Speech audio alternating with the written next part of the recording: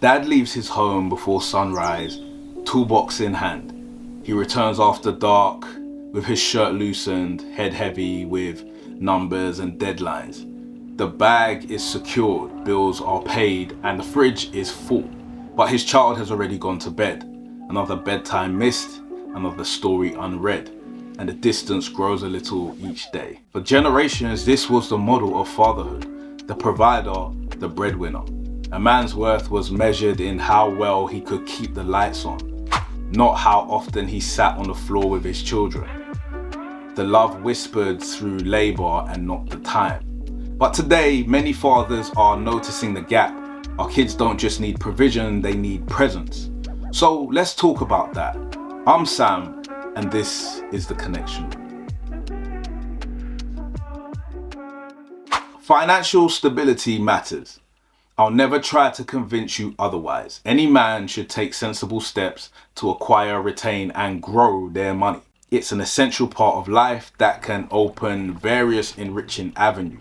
But money isn't what shapes a child's deepest foundation. John Bowlby, often called the father of attachment theory, argued that a bond a child forms with their primary caregivers lays the foundation for how they'll approach relationships, trust, and even their self-worth throughout their entire life. And that the core attachment isn't about the new Jordans we give our kids. It's about whether they feel safe enough to explore the world knowing that they have a secure base to return to. Bowlby identified that secure attachment comes from three main things: responsiveness,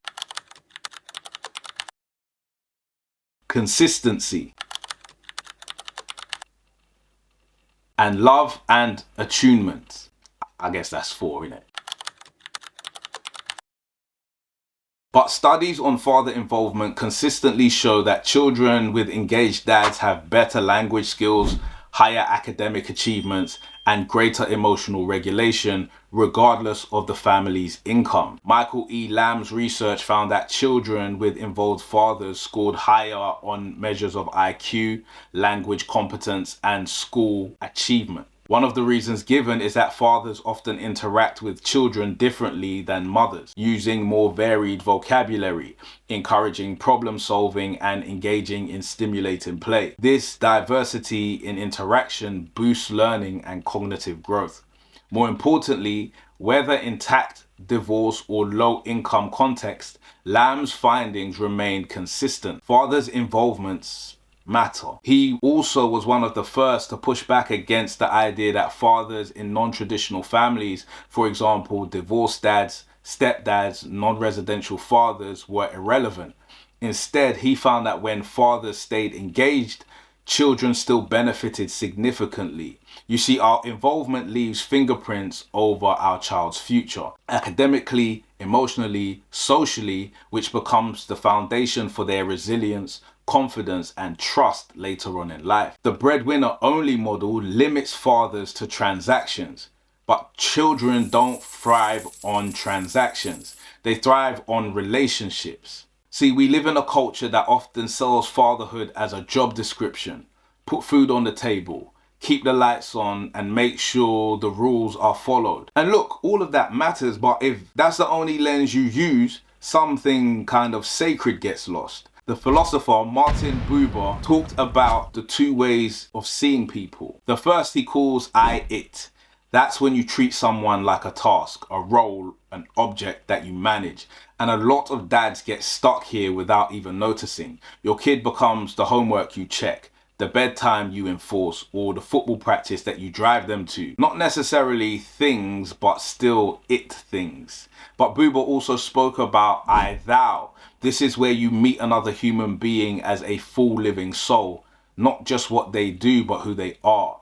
An encounter that changes you simply because you showed up and let yourself see. That's the deeper call of fatherhood. Not just about managing responsibilities, it's about letting these small unplanned moments transform you. The way that your child laugh cuts through a bad day. The way that the endless questions force you to see the world as interesting and mysterious again. And when you step into that space, your child isn't just your responsibility. It becomes a relationship that shapes you just as much as it shapes them. So a bunch of old guys have given us some fancy, insightful ideas. How can we use this to show up as dads then? Well, firstly, we need to make time, not just money.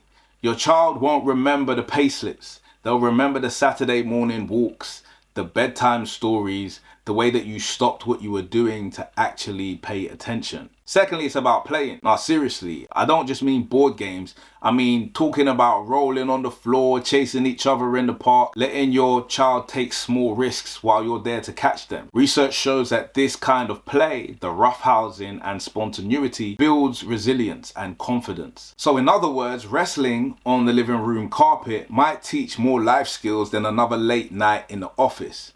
Thirdly, it's about sharing the emotional load. Too often, comfort and care gets outsourced to mothers, but fathers are just as capable of empathy. A hug after a hard day, a listening ear when your child's heart feels heavy. These acts of presence can be as protective as any roof you put over their head. And finally, model balance. Show them that success isn't measured only by income, but by integrity, relationships, and joy. Let them see that the richest life is one where work, love, and sincere human connection coexist. And look, half of the reason your kids care about the name brands of their clothes or their football boots is because they have the security of your presence. If you remove the presence, it doesn't matter how expensive the items are. Eventually, the realization sets in, Dad's not here. So listen, breadwinning matters. It keeps the family afloat, but it's not enough. A father's worth cannot be reduced to pounds or dollars or yen, because one day your child won't remember what you earned. They'll remember how you laughed with them, how you guided them, and how you comforted them when the world felt a little too big. Bonding beyond breadwinning isn't about rejecting provisions. It's about expanding fatherhood into its fullest form. In the end, we have a tendency to obsess about the wealth that we're going to leave behind in the future, not realizing that it's cannibalizing the opportunities that we have to be mentors, motivators, and educators right now. So you can let me know what activities bring you out of being a breadwinner and back into being a father, and I'll keep an eye out in the comments. I'm Sam, and until the next time, make some room.